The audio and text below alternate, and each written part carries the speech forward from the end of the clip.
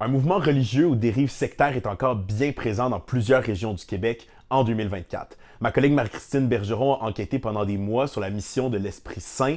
Marie-Christine, qu'est-ce que tu as appris? On enseigne encore aux jeunes filles que c'est mieux pour elles d'avoir des enfants très jeunes, de faire le plus possible d'enfants pour espérer un jour engendrer l'enfant parfait. C'est le fondement des mouvements aux dérives sectaires, Julien, c'est le contrôle de la connaissance. Donc, on ne les force pas à aller à l'école, on leur dit que la femme, c'est mieux d'être à la maison, que son rôle, c'est d'enfanter. On se pose des questions. Pourquoi en 2024, on enseigne encore ça aux jeunes femmes?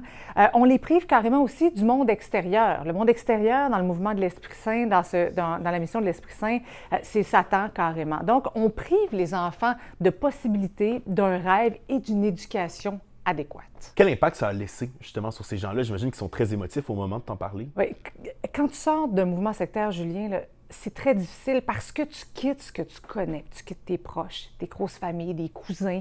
Il y a du bon monde dans ces mouvements-là. C'est pas ça le problème, c'est vraiment l'encadrement dans lequel ils vivent, coupé du monde extérieur. Donc, quand tu sors d'un mouvement, tu es coupé de ta famille, tu es coupé de ce que tu connaissais et tu te rends compte ce que c'est la vie réelle, de ce que tu aurais pu avoir comme vie aussi, les possibilités que tu aurais pu avoir. Il y a une des filles à qui j'ai parlé qui me disait « Moi, je voulais aller à l'école, j'avais des rêves, j'ai jamais pu rêver.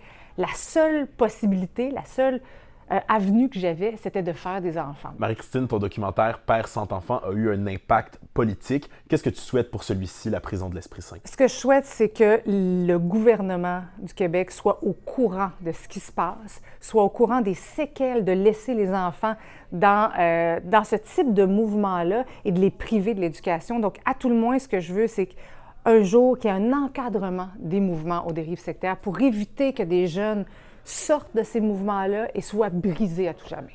Bien, on va regarder ça. Merci pour ton travail d'enquête. Donc, le documentaire La prison de l'Esprit Saint est disponible dès maintenant sur la plateforme Crave.